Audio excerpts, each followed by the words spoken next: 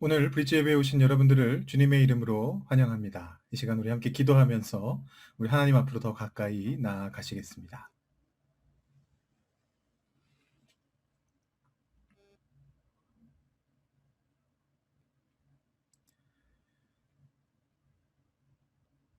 여호와께서 그 위에 서서 이르시되 나는 여호와니 너의 조부 아브라함의 하나님이요 이삭의 하나님이라. 네가 누워 있는 땅을 내가 너와 네 자손에게 주리니 땅의 모든 족속이 너와 네 자손으로 말미암아 복을 받으리라. 내가 너와 함께 있어 네가 어디로 가든지 너를 지키며 너를 이끌어 이 땅으로 돌아오게 할지라. 내가 네게 허락한 것을 다 이루기까지 너를 떠나지 아니하리라. 아멘. 하나님 아버지, 오늘도 거룩한 주일을 맞이하여 하나님 앞에 나와 예배할 수 있도록 우리의 마음과 우리의 영혼을 이끄시는 은혜를 감사드립니다. 하나님, 저희가 야곱의 삶을 따라가면서 우리의 삶이 어때야 하는지를 다시 한번 되돌아보는 시간을 가지고 있습니다. 우리의 삶이 때로는 야곱처럼 남을 속여서라도 내가 원하는 것을 반드시 얻어내야만 하는 그런 삶을 살아가고 있는 것은 아닌지 우리의 삶을 다시 한번 돌아봅니다. 지난 한 주간의 삶을 다시 한번 확인합니다. 우리의 삶 속에 임재하시는 하나님을 느끼지 못하고 우리 마음대로 살아갔던 적이 있는지 주님 앞에 고백하며 나아갑니다.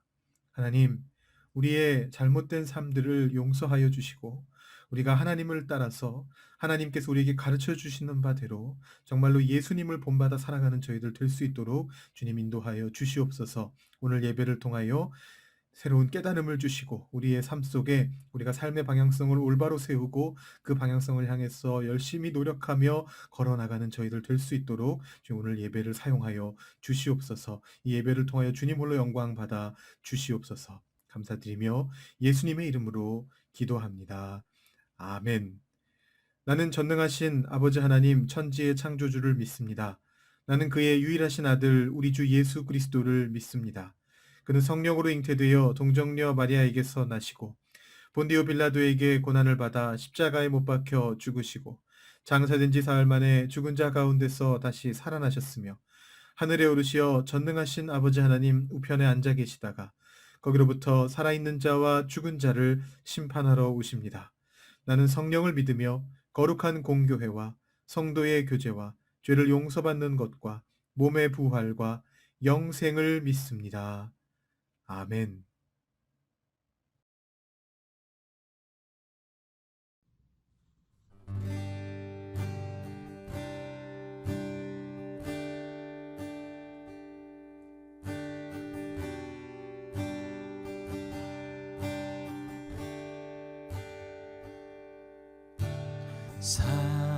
사랑이 나를 부르네.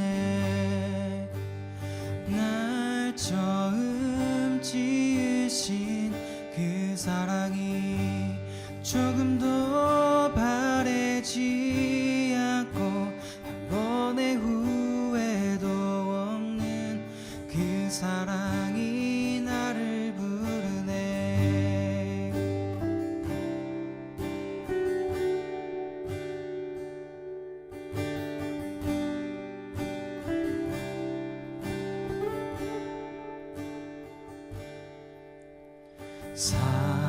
사랑이 나를 부르네.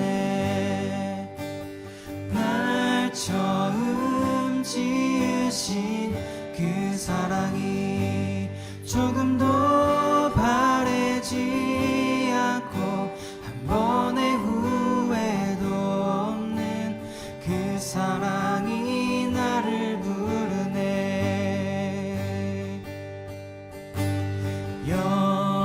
영원한 주의 품 안으로 풍성한 주의 식탁으로 친밀한 주의 음성으로 그 사랑이 나를 부르네.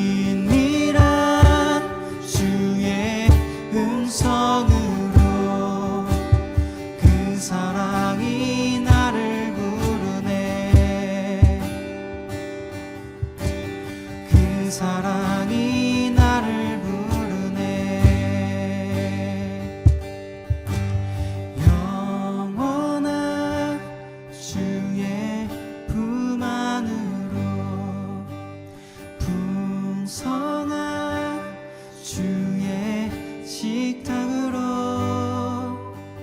친밀한 주의 음성으로 그 사랑이 나를 부르네. 그 사랑이 나를 부르네.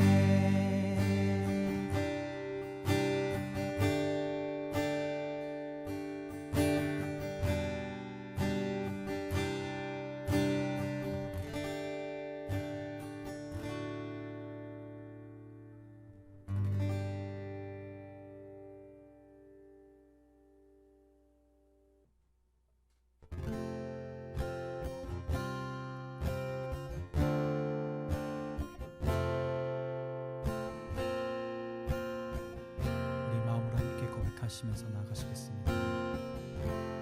주 없이 살 수 없네. 죄인의 구주여,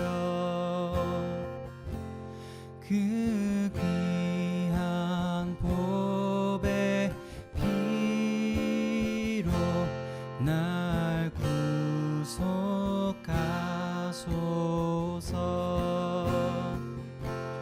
구주의 사랑으로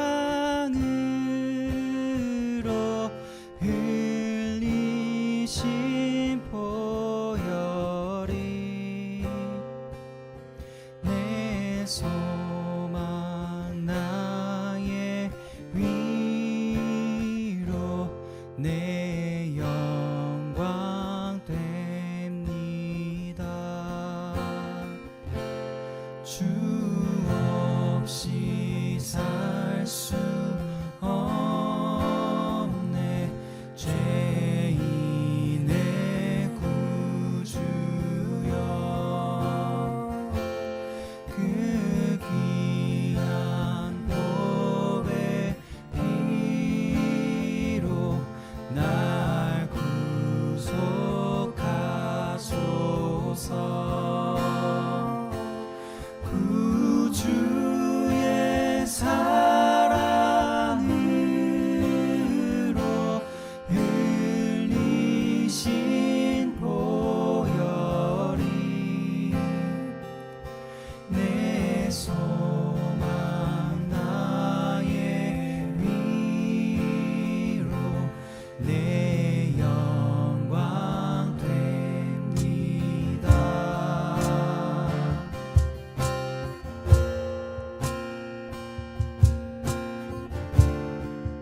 다시 한번 찬양하시겠습니다. 주 없이 살 수 없네.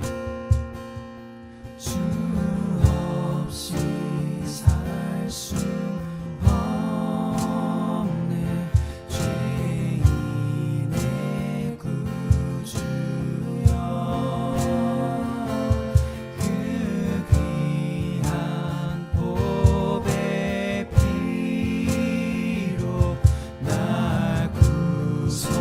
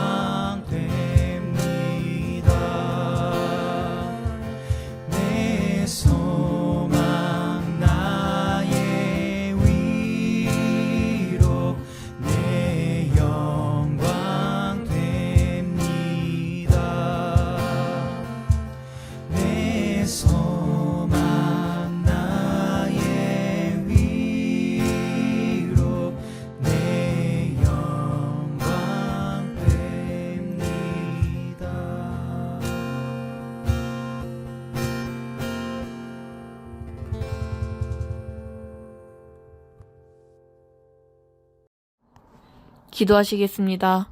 하나님 아버지, 이번 주도 예배를 드릴 수 있게 해주심에 감사합니다. 하나님, 이제 어느덧 6월이 되었습니다. 2021년은 6개월이 남았고 코비드-19으로 소중했던 일상과 예배 현장을 모두가 그리워하고 있습니다. 모두가 하나된 마음으로 예배당에 모여 다 같이 예배드리고 성경 공부하는 그날까지 각자의 몸과 마음을 지켜주시길 기도합니다. 그리고 코비드-19으로 인해 온라인 예배가 지속되고 있는 상황 속에서 많은 브리치 지체들이 자신들의 시간을 내어 예배를 위해 노력하고 있습니다. 그들의 노고와 시간을 기억해 주시고 더 많은 은혜를 부어주세요. 다음은 저희의 마음과 눈을 열어 말씀을 들을 시간입니다. 신한준 목사님께서 설교하실 때 저희가 온전히 그 시간 동안 집중할 수 있게 도와주세요. 그리고 말씀을 준비하시는 목사님께 주님의 축복과 넘치는 은혜를 부어주세요. 돌아오는 주에도 모두가 건강하게 지내길 바라오며 이 모든 말씀 예수님의 이름으로 기도드립니다. 아멘. 오늘 우리에게 주시는 하나님의 말씀은 구약 성경 창세기 30장 1절부터 24절까지의 말씀입니다. 구약 성경 창세기 30장 1절부터 24절까지의 말씀을 보도록 하겠습니다. 말씀이 좀 길기 때문에 제가 좀 잘라서 읽으려고 합니다. 그래서 여러분들 말씀을 찾으셔서 눈으로 따라오시면서 제가 읽는 것을 따라와 주시면 되겠습니다. 읽겠습니다. 라헬이 자기가 야곱에게서 아들을 낳지 못함을 보고 그의 언니를 시기하여 야곱에게 이르되 내게 자식을 낳게 하라. 그렇지 아니하면 내가 죽겠노라. 야곱이 라헬에게 성을 내어 이르되 그대를 임신하지 못하게 하시는 이는 하나님이시니 내가 하나님을 대신하겠느냐. 라헬이 이르되 내 여종 빌하에게로 들어가라. 그가 아들을 낳아 내 무릎에 두리니 그러면 나도 그로 말미암아 자식을 얻겠노라 하고 그의 시녀 빌하를 남편에게 아내로 주매 야곱이 그에게로 들어갔더니 빌하가 임신하여 야곱에게 아들을 낳은지라. 라헬이 이르되 하나님이 내 억울함을 푸시려고 내 호소를 들으사 내게 아들을 주셨다 하고 이로 말미암아 그의 이름을 단이라 하였으며. 14절로 넘어갑니다. 밀 거둘 때 르우벤이 나가서 들에서 합 한 채를 얻어 그의 어머니 레아에게 드렸더니 라헬이 레아에게 이르되 언니의 아들의 합 한 채를 청구하노라. 레아가 그에게 이르되 내가 내 남편을 빼앗은 것이 작은 일이냐. 그런데 내가 내 아들의 합 한 채도 빼앗고자 하느냐. 라헬이 이르되 그러면 언니의 아들의 합 한 채 대신에 오늘 밤에 내 남편이 언니와 동침하리라 하니라. 저물 때에 야곱이 들에서 돌아오매 레아가 나와서 그를 영접하며 이르되 내게로 들어오라. 내가 내 아들의 합 한 채로 당신을 샀노라. 그 밤에 야곱이 그와 동침하였더라. 하나님이 레아의 소원을 들으셨으므로 그가 임신하여 5째 아들을 야곱에게 낳은지라. 22절로 내려가겠습니다. 하나님이 라헬을 생각하신지라 하나님이 그의 소원을 들으시고 그의 태를 여셨으므로 그가 임신하여 아들을 낳고 이르되 하나님이 내 부끄러움을 씻으셨다 하고 그 이름을 요셉이라 하니 여호와는 다시 다른 아들을 내게 더하시기를 원하노라 하였더라. 아멘.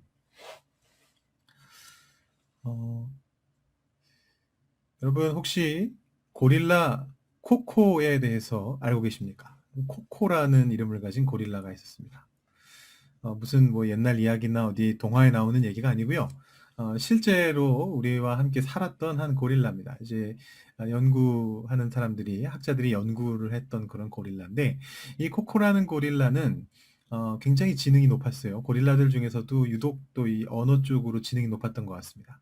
그래서 이제 사람하고 말하는 구강 구조가 다르니까 사람의 말을 말로 하지는 못했지만 이 수화를 배웠습니다. 그래서 굉장히 많은 내용을 사람들과 함께 이렇게 수화를 써가지고 의사소통을 했던 그런 고릴라입니다. 그래서 많은 이제 동물 학자들이 코코와 함께 연구를 했습니다. 이 코코는 얼마나 지능이 높았는지 우리로 따지면 반려동물이 있었대요. 물론 뭐 본인이 입양한 건 아니겠죠. 이 사람들이 연구하는 학자들이 이렇게 데려왔을 텐데 이 코코가 그 아이를 잘 돌봤다고 합니다. 그 아이의 이름이 그 이름은 제가 모르고 그 종류가 뭐냐 하면 고양이에요. 이제 반려동물로 고양이를 키우고 수화를 통해서 사람들과 굉장히 많은 내용을 이렇게 전달할 수 있는 고릴라였다. 특별한 고릴라였다라고 생각하시면 되겠습니다. 제가 이 고릴라 코코 얘기를 하는 이유는 뭐냐 하면 이 고릴라 코코가 놀라운 일을 했던 것을 하나 여러분들에게 소개시켜 드리려고 하는 해서입니다. 어느 날 죄송합니다. 저 혼자 웃어서 어느 날 그 연구하는 사람들이 코코가 살고 있는 집을 갔는데 그 벽에서 싱크대가 뜯어져 나가 있었다고 합니다. 문짝이 아닙니다. 싱크대가 있는데 이렇게 싱크대 밑에 있는 어떤 문짝이 떨어져 나간 것이 아니고 싱크대가 통째로 벽에서 뜯어져 나갔대요. 누가 한 일이겠습니까? 당연히 이 힘이 세기로 완력이 세기로 유명한 고릴라가 한 거겠죠. 근데 코코가 수화로 뭐라고 얘기했느냐 하면 이 연구하는 사람들한테 얘기를 한 거예요. 이 싱크대를 떼낸 건 자기가 아니고 고양이였다는 겁니다. 자기가 기르고 있는 반려동물 고양이가 이 싱크대를 띄었다라는 거예요. 죄를 덮어 씌운 거죠. 자기가 한 일을 자기가 안 했다고 말하기 위해서 죄를 덮어 씌운 그런 사건이 있었다고 합니다. 고릴라도 거짓말을 합니다. 고릴라도 연구에 따르면 지능이 높을수록 거짓말을 잘하고 많이 한다 그럽니다. 사람들이 거짓말하는 건 너무 당연한 것이고 사람들 중에서도 지능이 높으면 높을수록 거짓말을 더 많이 하게 되고 더 잘하게 된다라고 그렇게 연구 결과들이 밝혀주고 있습니다. 뭐 그렇다고 해서 여러분들 지능을 증명하시기 위해서 일부러 거짓말을 하실 필요는 없습니다. 대체로 그렇다라는 것이고요. 이 연구들에 따르면 모든 사람들은 하루에 최소 10번에서 최대 200번까지 거짓말을 한다고 합니다. 대부분은 물론 나쁜 의도는 아니고 선의의 거짓말에 이제 해당하는 것이죠. 이 말은 바꿔 말하면 무슨 뜻이냐 하면 뭐 세상의 모든 사람들이 하루에 최소 10번부터 200번까지 거짓말을 한다. 이 말은 무슨 말이냐 하면 우리가 거짓말을 안 하고 살 수는 없다라는 것입니다. 뭐 우리가 이렇게 생각할 수는 있죠. 이상적으로 난 거짓말하기 싫어. 나는 거짓말하는 삶을 살지 않을 거야. 그렇게 생각할 수는 있지만 실질적으로 우리가 살아가면서 우리 삶 속에서 거짓말을 안 하고 살 수는 없다라는 것입니다. 전에 한번 작년이었던 것 같은데요. 저희 소모임 때 그런 것들을 한 적이 있었던 것 같아요. 이 선의의 거짓말은 해도 되느냐, 아니면 선의의 거짓말도 해서는 안 되느냐, 이걸 가지고 토론했던 시간이 있었습니다. 브릿지에서 우리 그런 시간을 가진 적이 있는데, 뭐, 각 소모임에 제가 들어가 본 건 아니기 때문에 저는 이제 기획만 한 거니까 결론이 어떻게 났었는지 제가 모르겠어요. 뭐, 선의의 거짓말이라도 그건 거짓말이니까 최대한 안 하는 쪽으로 해야 된다. 뭐 그렇게 주장하는 분도 계셨을 거고 아니면 아니야 선의의 거짓말은 오히려 인간 관계의 어떤 윤활유 같은 거다 해야 된다 뭐 이렇게 팽팽하게 다투지 않았을까 그런 생각을 합니다. 사실 어느 말이 맞느냐라는 것은 철학적인 관점에 따라서 달라지는 것이기 때문에 이건 뭐 목사가 기독교 교리로서 다뤄야 될 그런 영역이 아닙니다. 이건 그냥 사람마다 뭐 관점마다 다른 거예요. 케바케인 거예요. 근데 기독교적으로 말한다면 그 거짓말이 죄가 되어서는 안 됩니다. 자, 이 거짓말 자체가 뭐 우리가 지금도 하고 있는 10번, 200번, 20번, 30번, 몇 번이건 모르겠지만 하루에 몇 번씩 하고 있는 그 거짓말이 그 자체가 죄인지는 모르겠습니다만 적어도 그 거짓말이 죄가 되게 해서는 안 된다는 거예요. 결국 문제는 뭐냐면 이 거짓말을 우리가 통제할 수 있느냐 통제하지 못하느냐의 부분인 거죠. 거짓말이 죄가 될 수 있는 그 가능성을 차단할 수 있느냐 마느냐라는 겁니다. 우리가 그래서 사실은 뭐 교회에서 마피아 게임 할 수 있는 거예요. 이렇게 말하면 좀 그렇습니다만 제가 대학 때 대학생 때 고등학생 때 같은데 저희 교회에서 가장 유행했던 게임이 뭐 온갖 게임을 다 했거든요. 여러 가지 재미난 게임 많았습니다. 그때는 그 핸드폰 뭐 이런 거 없던 시절이니까 모든 종류의 게임이 직접 몸을 움직이는 건데 그래서 뭐 전기 게임부터 시작해가지고 뭐 핑퐁 뭐 뺨 때리는 거 뭐 이렇게 둘러 앉아가지고 하는 IM 그라운드 막 이런 게임들을 엄청나게 했어요. 근데 그 중에서 최고 인기 게임은 마피아였습니다.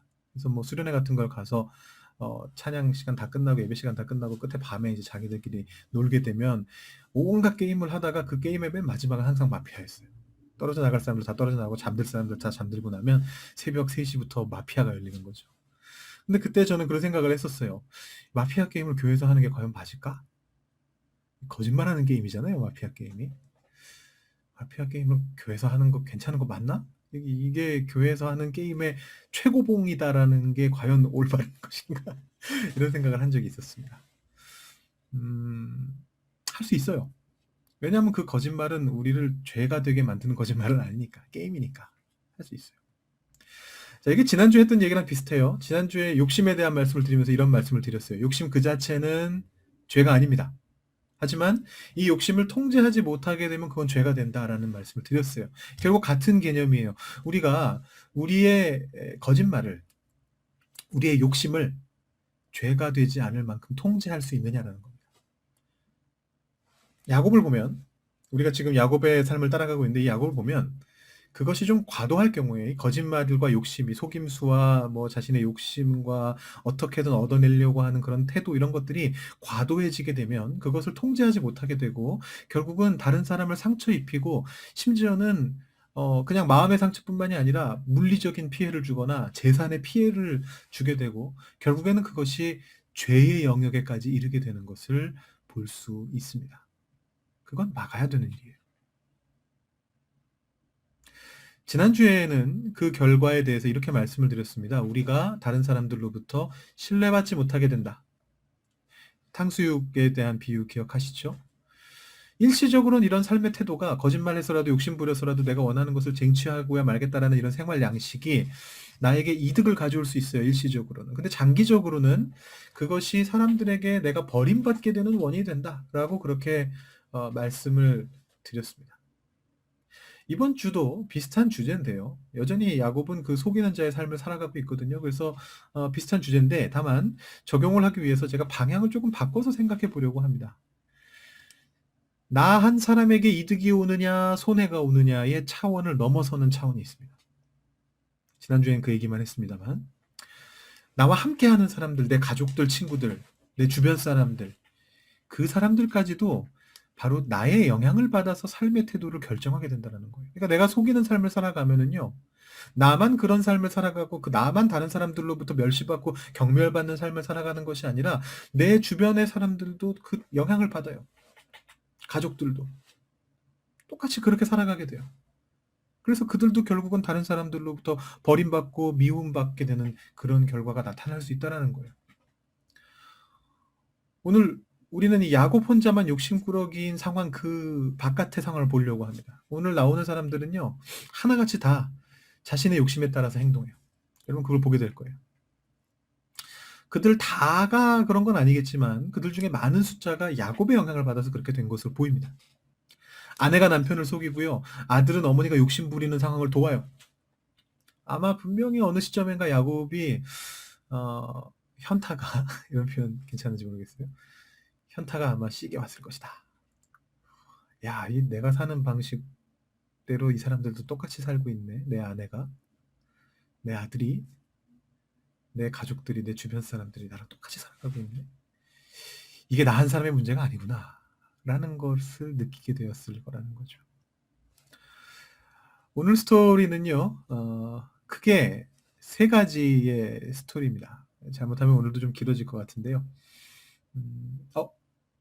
지금 혹시 나가시려는 분 계시다면 오늘도 길어진대 하고 나가시려는 분 계신다면 안 됩니다. 제가 지금 지켜보고 있을 겁니다. 조회수가 줄어드는지 늘어나는지 네, 농담이고요. 제가 어떻게든 엑기스만 잘라서 한번 얘기를 해볼게요. 잘 정리해서. 첫 번째 스토리는 여러분들 자주 들어서 잘 아시는 그런 스토리입니다.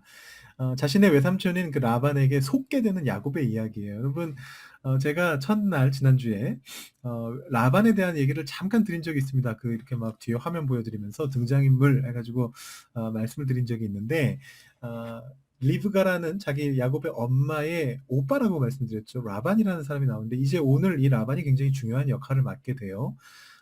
바단 아람이라는 지역을 근거지로 삼아서 지도에서 제일 북쪽 높은 곳에 있었던 거기를 근거지로 삼아서 살고 있었던 야곱의 외삼촌이 되는 사람입니다.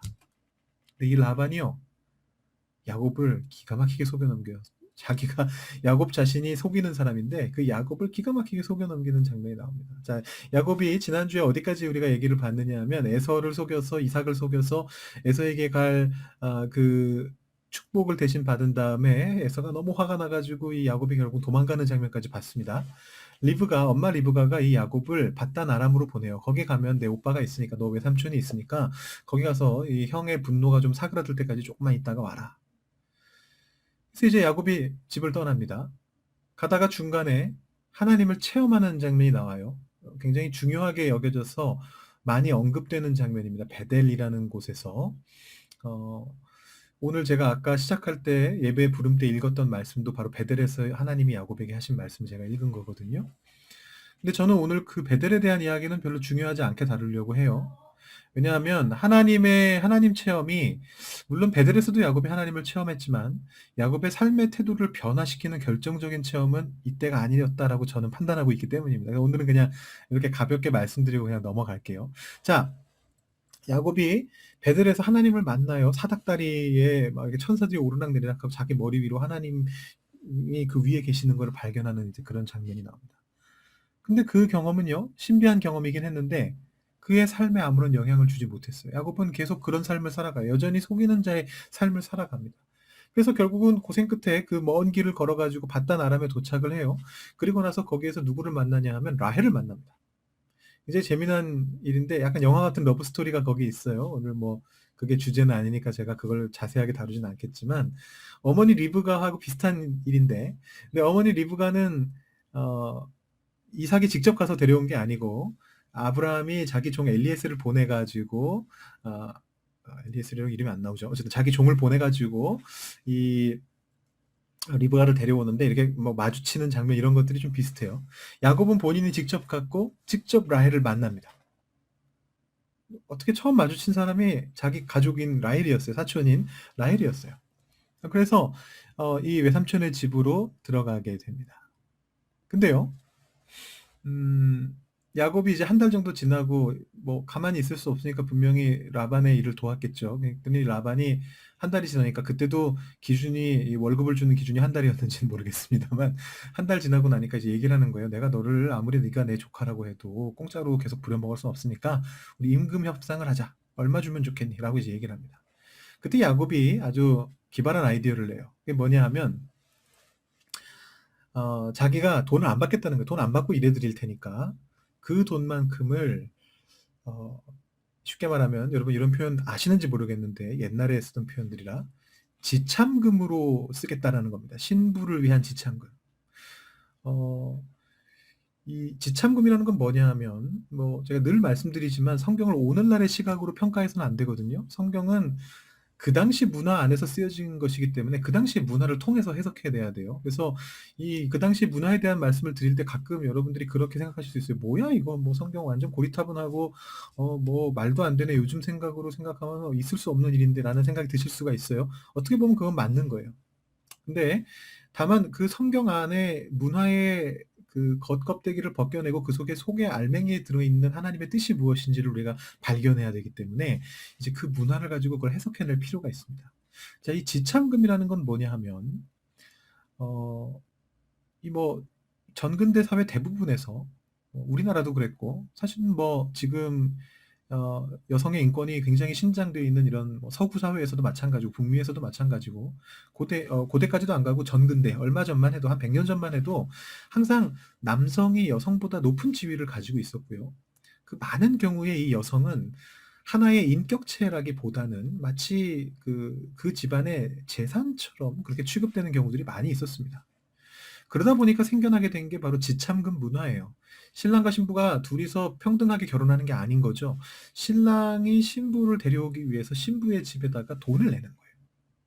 이게 지참금이라고 하는 것인데, 지참금 문화인데, 심지어 아직까지도 남아있는 곳들이 있습니다. 제가 지난주에 뉴스 사이트에서 우연히 읽게 된 뉴스인데, 해외 토픽이에요. 인도에서 벌어진 일입니다. 여러분 혹시 보신 분이 계실지도 모르겠는데, 인도에서 바로 지난주에 일어난 일이에요. 인도에서 결혼식이 있었습니다. 근데 문제는 결혼식 중간에 신부가 심장마비로 쓰러진 거예요. 그래서 죽었어요. 결혼식 중간에 신부가 죽게 되면 도대체 어떻게 해야 될까요? 근데 우리 모두가 전혀 상상할 수 없는 사건이 벌어집니다. 뭐 이 자체도 상상하기 힘든 일이지만, 이걸 어떻게 수습하나 싶을 텐데 놀라운 방법으로 수습을 했는데, 그게 뭐냐면 신부의 동생하고 결혼식을 이어서 한 거예요. 뭐 우리 시각으로는 도대체 이해가 안 되죠. 전혀 이해할 수가 없습니다. 이게 뭔 일이 벌어진 건가? 도대체 무슨 일이 벌어졌을까? 신부 가족이 그렇게 해달라 그랬대요. 신부의 어머니가 그렇게 간절하게 얘기를 했대요. 동생하고 결혼해달라. 자, 이게 뭐냐 하면요. 사실 이 사건이 이 야곱의 결혼과 관련된 스토리를 완벽하게 이해해 줄 수 있게 도와주거든요. 그 문화를 이해할 수 있게 도와주는데 그 기사에 그렇게 적혀 있어요. 맨 밑에 인도의 이 사건에 신부 가족은 지참금이 필요했다. 지참금을 받기로 해서 그걸 이미 받고 결혼을 한 건데 여기서 신부가 죽어서 결혼이 취소가 되면 그거 돌려줘야 되잖아요. 이게 힘들잖아요. 그 상황이. 그 다음에 신랑 입장에서는 어땠느냐? 자기가 결혼하러 신부 집까지 왔다가 결혼을 하지 못하고 돌아간다는 거 어떤 이유이든 간에 신부가 죽었던 어쨌든 무슨 이유든 간에 그 결혼이 실패하고 결혼으로 하지 못하고 다시 자기 집으로 돌아가게 된다, 자기 마을로 돌아가게 된다라는 것은 불명예라는 것이죠. 이 체면 같은 거를 중요시하는 문화에선 이런 것들이 굉장히 중요하게 따져지거든요. 그러니까 그 불명예를 피하기 위해서 신부의 동생하고 결혼하고 서로 양쪽의 생각이 맞은 거예요. 나는 결혼하지 못했다라는 불명예를 피하고 이쪽은 지참금을 돌려주지 않아도 된다라는 것이죠. 어떻게 보면 참 현대의 어떤 서구적인 문명의 영향력 안에 있는 사람들은 기독교적인 문명의 어떤 영향력, 민주주의 사회의 영향력 안에 있는 사람들은 정말 이해하기 힘든 일인데 이것이 현대 사회에서도 지역별로 일어나는 일입니다. 고대에는 더 심했어요. 야곱도 지금 상당히 비슷한 상황인데요. 지금 야곱이 라헬하고 결혼하려면 지참금을 내야 되는 거예요. 근데 지참금을 내 형편이 지금 안 되잖아요. 지금 야곱은 더부살이 하는 중이잖아요. 재산이 어디 있어요? 형 때문에 쫓겨나 있으니까 뭐 본가에 연락해가지고 돈 좀 보내주세요. 이럴 수도 없는 거예요. 뭐 그리고 워낙 먼 거리기 때문에 애초에 뭐 돈 같은 거 보낼 수도 없어요. 그래서 제안을 하는 거예요. 제가 7년 동안 무보수로 일하겠다. 돈 안 받을게요. 그 돈만큼을 지참금으로 해주세요. 라헬하고 결혼하겠습니다. 이렇게 해가지고 7년 동안 뒤에 이제 7년 동안 열심히 일하고 7년 뒤에 라헬하고 결혼하게 됩니다. 근데 진짜 문제는 여기서부터 생겨나요. 뛰는 놈 위에 나는 놈 있다 라는 속담이 있지 않습니까? 이 속이는 자였던 야곱을 라반이 속이는 거예요.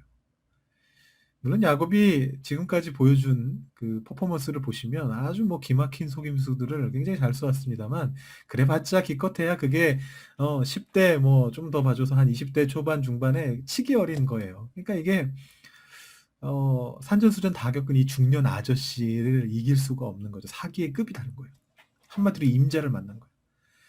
이 7년이란 말이 어떻게 나왔는지 잘 모르겠습니다만 아마 단순히 뭐 돈만 계산한 게 아니고 물론 돈도 계산이 됐겠지만 어쩌면 그것이 그 결혼 정년기하고 연관이 있었을 수가 있습니다. 야곱이든 라헬이든 혹은 둘 다든 당시 기준으로 이 결혼하기 좋은 나이가 이제 있었을 텐데 아마 그게 야곱이 제안한 시점부터 한 7년 뒤가 적절하다라고 판단을 한 거겠죠.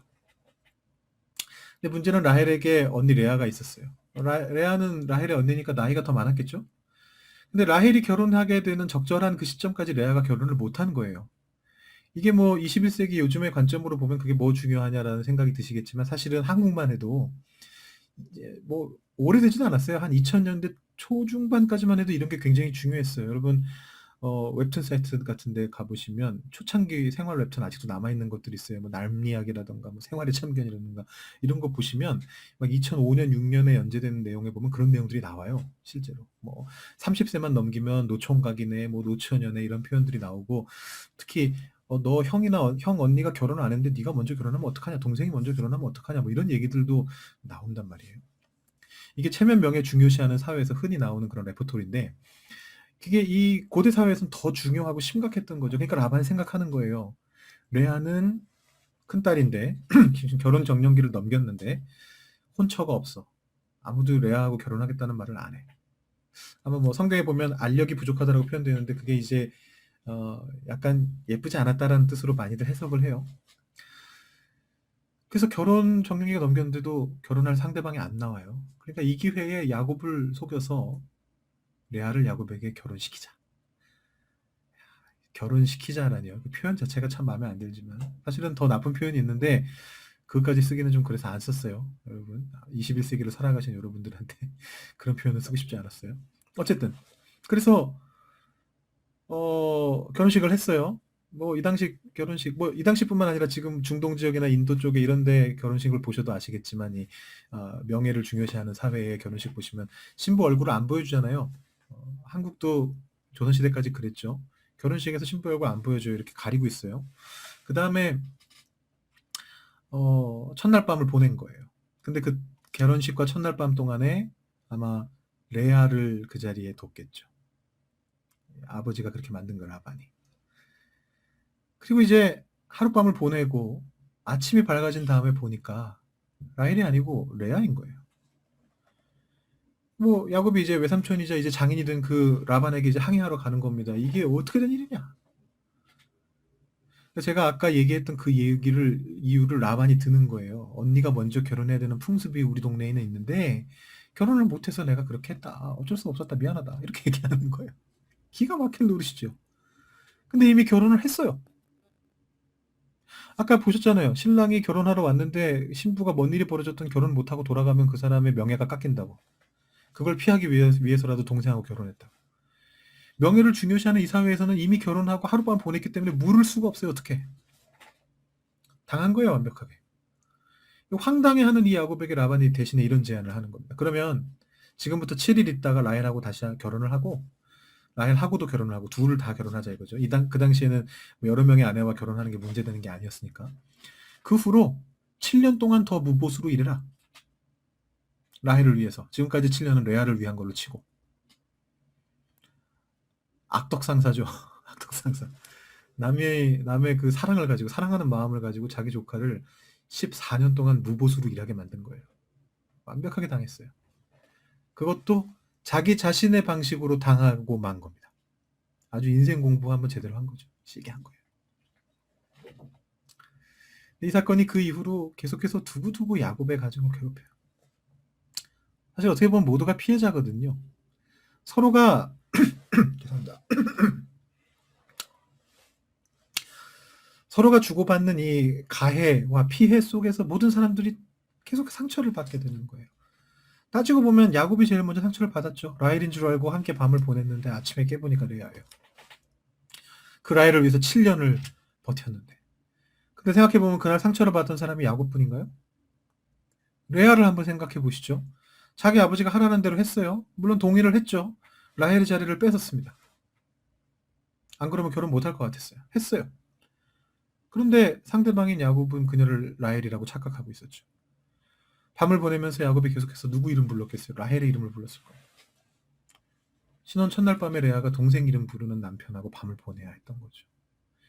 알고 그 자리에 있었다고 해도 분명히 상처가 됐을 겁니다. 같은 밤에 라헬의 마음은 어땠을까요? 자기 아버지의 독단으로 라헬 동안 7년 동안 기다렸던 그 결혼의 기회, 그 첫날 밤을 친언니한테 뺏기게 되는 거예요. 라반의 속임수 때문에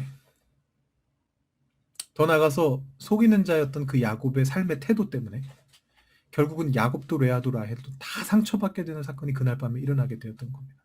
그것도 인생에서 가장 중요한 사건 중에 하나인 결혼과 관련해서 그런 일이 벌어지게 되는 거죠. 그 자체가 비극인 거예요. 근데 그 뒤의 내용을 여러분 보시면 그게 사실 오늘 읽었던 말씀인데 야곱이 12자녀가 태어나는 이제 그런 장면이 나오거든요. 근데 거기 보면 이 비극이 어떤 결과를 초래하는지를 보게 됩니다. 시간이 벌써 많이 지났기 때문에 좀 줄일게요. 여러분들 이번 주 묵상 본문을 쭉 따라가시면 이 본문들을 계속 읽으시게 될 거예요. 한번 읽어보시면 좋을 것 같아요. 이게 첫날 밤에 그 상처 때문에 그럴 수도 있고 아니면 라반과 야곱에게서 보고 배운 게 결국 그런 삶의 태도밖에 없기 때문에 그런 건지 모르겠는데 아주 총체적인 난국이에요. 등장하는 모든 사람들이 하나같이 자기 이익을 위해서 자기 욕심을 채우기 위해서 뭐든지 하는 그런 태도를 보입니다. 그 포문을 처음 연 사람이 누구냐면 레아예요. 레아는 라헬에 비해서 야곱의 사랑을 받지 못했거든요. 그래서 그런 레아를 하나님께서 불쌍하게 보십니다. 그래서 레아가 야곱의 첫째 아들부터 4명의 아들을 연속해서 낳게 돼요. 그 이름이 르우벤, 시므온, 유다, 레위인데 이 고대 사회에서는 아들을 낳는 게 큰 복이거든요. 레아한테 당연히 위로가 되는 일이었겠죠. 어쩌면 아들을 낳았기 때문에 모든 문제가 해결될 수도 있었어요. 근데 야곱의 가족사가 그 정도로 해결될 수 있는 가족사가 아니었던 거죠. 지금 보셨던 바와 같이.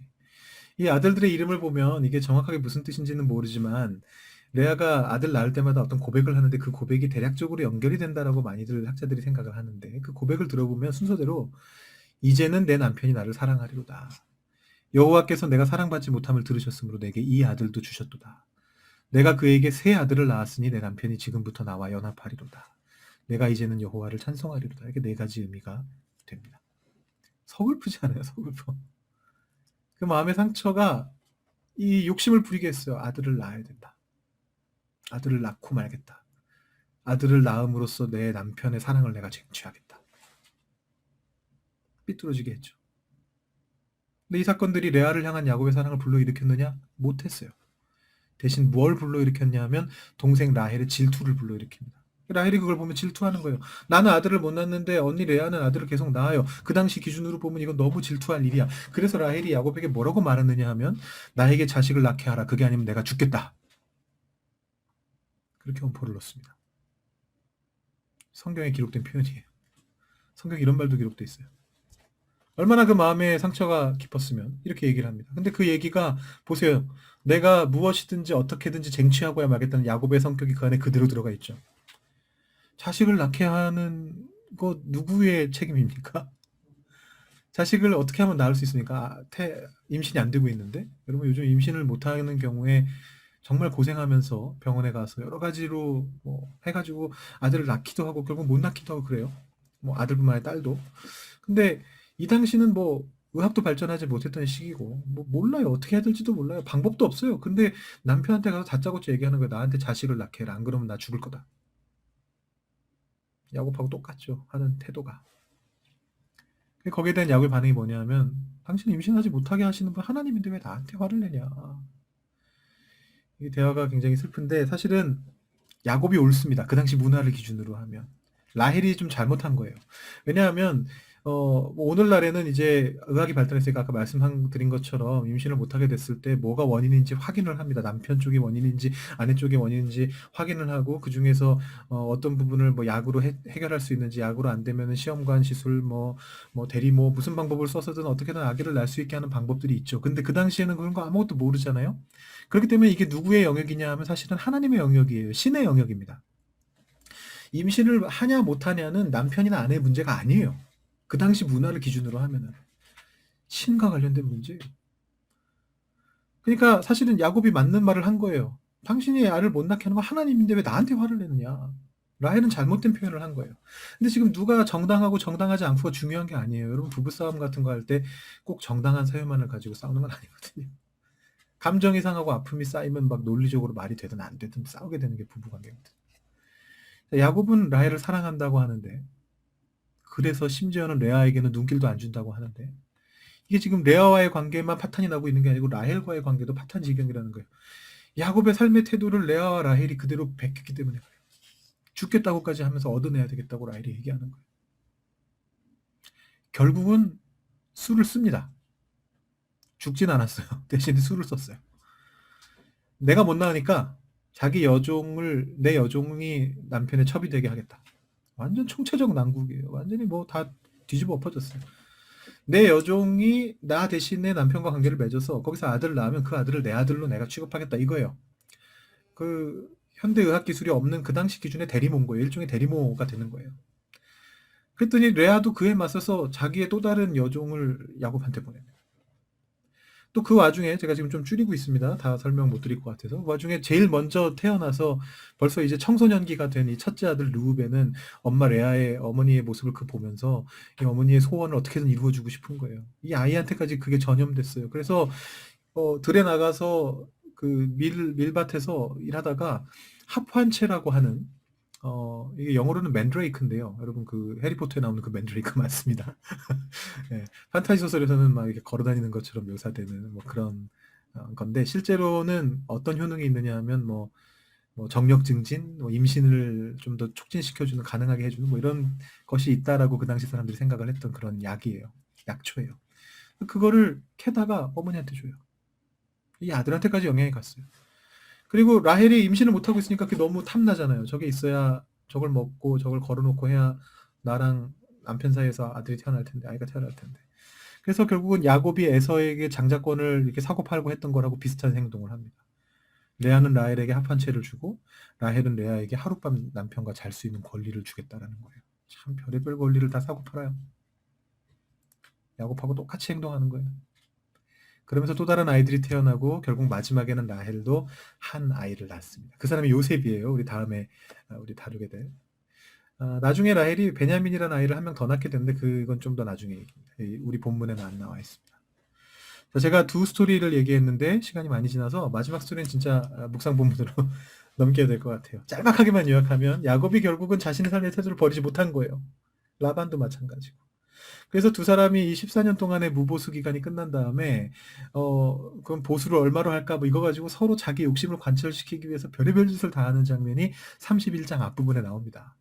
그리고 뒷부분에는 야곱이 이제 더 이상은 안 되겠다. 이 라반과 그 아들들하고 경쟁하는 경쟁 구도가 너무 지긋지긋해가지고 이제는 형 화도 풀렸겠지. 이제 본가로 돌아가야겠다 해서 이제 다 같이 데리고 떠나는 장면이 나오는데 이때 라헬이 자기 아버지 라반의 작은 드라빔이라고 하는 일종의 작은 수호 신상을 훔쳐가지고 나옵니다. 뭐 정확히 왜 그랬는지는 모르겠는데 제 생각엔 아마도 자기와 언니와 그 남편을 고생시켰던 그 아버지에게 복수심이 있었던 것 같아요. 아버지도 마음고생 좀 해보시오. 이런 의미가 아니었나 생각이 들어요. 그래서 아버지가 자기가 너무 소중하게 여기는 이 수호 신상이 없어졌다고 야곱 일행을 쫓아와가지고 막 험악한 분위기에서 막 짐들 뒤지고 다닐 때 자기는 생리 때문에 못 움직인다고 얘기하고는 그걸 치맛자락에 숨겨놓고 그냥 천막 한가운데 떡하니 앉아서 버티는 그런 장면이 나옵니다. 어떠세요? 라반도 그렇고 야곱도 그렇고 레아도 라헬도 루벤도 다 똑같이 행동해요. 철저하게 자신의 이익을 관철시키기 위해서 자신의 욕심대로 살아가기 위해서 무슨 짓이든지 다 합니다. 누구 보고 배웠겠어요? 라반하고 야곱을 보고 그렇게 행동하게 된 거예요. 레아도 라헬도 자기 아버지도 그렇게 살고 자기 남편도 그렇게 살아가니까 자기들도 그렇게 살게 된 거예요. 루벤도 자기 아버지 야곱, 자기 외할아버지 라반, 자기 어머니와 또 뭐 작은 어머니라고 해야 되나요? 라헬까지 다 그렇게 행동하니까 모든 가족들이 다 그렇게 살아가니까 자기도 그렇게 살게 된 거예요. 우리의 삶의 태도가 이렇게 우리 주변 사람들한테 영향을 끼칩니다. 이게 더 이상 나 한 사람 잘 먹고 잘 살고 혹은 나 한 사람 뭐 비난받고 공격당하고 그런 문제가 아니게 된 거예요.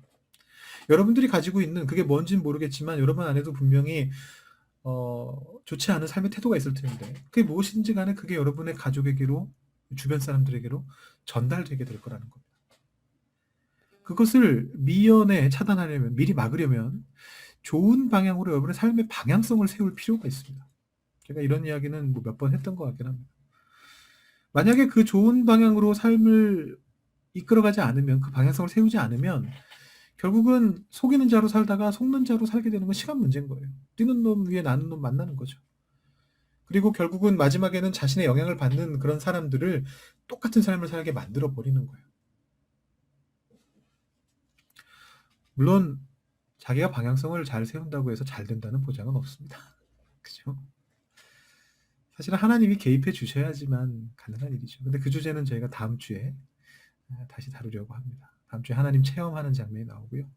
오늘은 여기까지만 이 삶의 방향성을 바로 세우는 것까지만 적용을 해보면 좋을 것 같아요. 여러분의 삶을 좋은 방향으로 특별히 기독교적으로 올바른 방향으로 정직하고 책임감 있게 살아가게 하는 것을 막는 어떤 그런 장애물이 있다면 그건 무엇입니까? 여러분의 뭐 성격이 될 수도 있고 여러분의 특성이 될 수도 있고 여러분의 둘러싸고 있는 어떤 상황이 그럴 수도 있고 가족들일 수도 있고 뭐 여러 가지가 있을 수 있겠는데 어떻게 하면 그 장애물의 방해를 물리치고 여러분들의 삶을 좋은 방향으로 이끌어갈 수 있겠습니까? 여러분 각자와 개개인과 관련된 그런 구체적인 방안들을 소그룹에서 함께 좀 나누어 보시면 좋겠어요. 그리고 여러분의 삶에 적용해 보시면 좋겠습니다. 이 시간에 우리가 기도할 건데요. 기도할 때 여러분의 삶을 좋은 방향, 하나님 보시기에 올바른 방향으로 이끌어갈 수 있는 힘을 달라고 그래서 여러분에게 영향받는 사람들, 가까운 친구들, 가족들, 앞으로 여러분에게 생기게 될 장래의 가족들, 여러분의 주변 사람들, 그 사람들도 또한 여러분과 같이 하나님 보시기에 옳은 길을 갈 수 있게 달라고. 야곱처럼 반대 방향으로 가는 것이 아니라 속이는 자의 삶을 사는 것이 아니라 하나님 보시기에 옳은 길을 갈 수 있게 해달라고 기도하시면 좋겠습니다. 기도하겠습니다. 하나님 아버지, 야곱의 삶을 보면서 속이는 자의 삶이 어떤 결과를 가져오는지를 살펴보았습니다. 속이는 자로 살아갈 때 더 심한 속이는 사람을 만나게 될 수도 있고, 또 내 주변에 있는 사람들, 가까운 사람들, 특별히 앞으로 나를 통하여 가족이 될 사람들, 그들에게 그 영향력이 흘러가게 될 것이라는 것을 보게 하시니 감사합니다.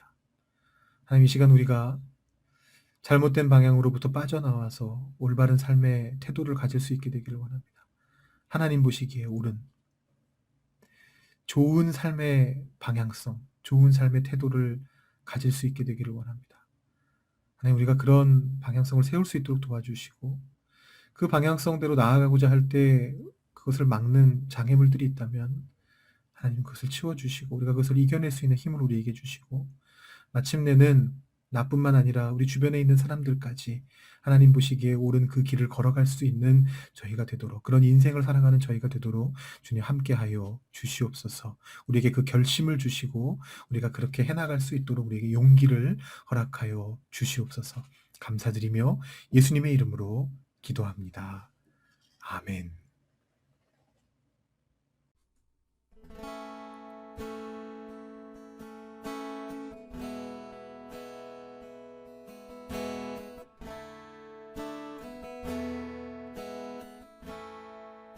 하늘의 문을 여소서.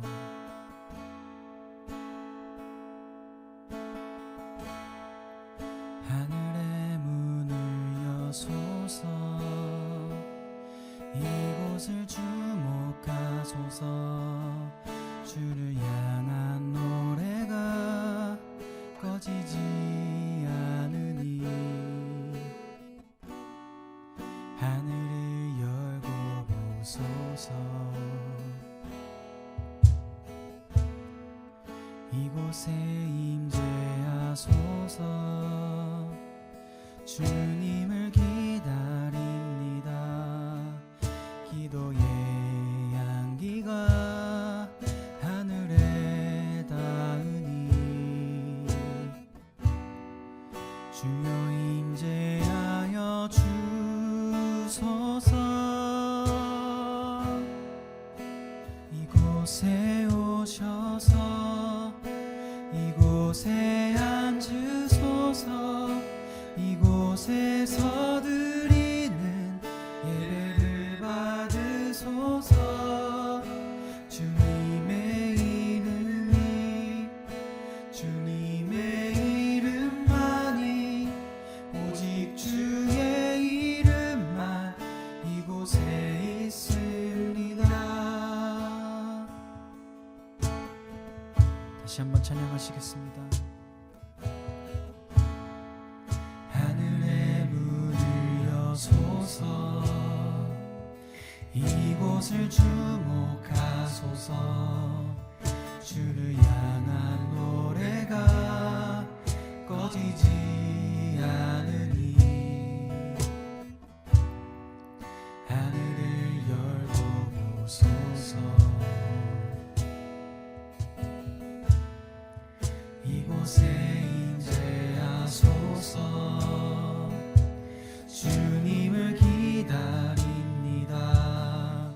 기도의 향기가 하늘에 닿으니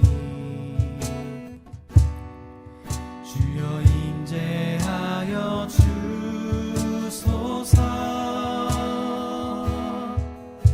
이곳에 오셔서 이곳에 앉으소서. 이곳에서 드리는 예배를 받으소서. 주님의 이름이 주님의 이름만이 오직 주의 이름만 이곳에 있습니다. 이곳에 오셔서 이곳에 앉으소서. 이곳에서 드리는 예배를 받으소서. 주님의 이름이 주님의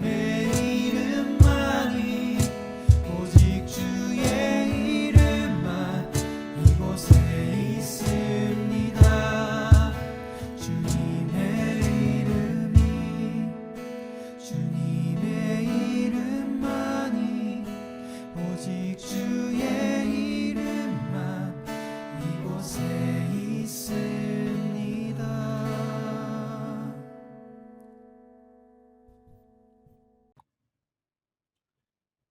이 시간 여러분들을 선한 영향력을 끼치시게 될 그 세상 속으로 파송합니다. 여러분께서 어떤 것을 결심하셨는지 모르겠지만 여러분이 결심한 그 방향성이 여러분의 삶 속에서 하나님의 도우심을 통하여 이루어지게 될 줄로 믿습니다. 여러분 그 자리에서 때로는 힘들고 때로는 지치고 때로는 내가 이렇게 살아가는 것 때문에 내가 손해보는 것 같고 힘들게 느껴질 때가 있겠지만 그것들을 이겨내고 하나님께서 주시는 용기와 열정으로 여러분의 선한 영향력을 세상 속에 흘려나가시는 그런 삶을 살아가시게 되기를 바랍니다. 기도하겠습니다. 지금은 우리 주 예수 그리스도의 은혜와 하나님 아버지의 사랑과 성령 하나님의 우리와 늘 함께 하심이 삶의 올바른 방향성을 세우고 나 자신뿐만 아니라 내 주변 사람들에게까지도 선한 영향력을 흘려보내면서 살아가기를 소망하고 다짐하는 결심하는 모든 브리치 청년들과 이 예배에 참여한 모든 이들 머리 위에 그들의 삶 위에 지금부터 영원히 함께 있기를 축원하옵나이다. 아멘.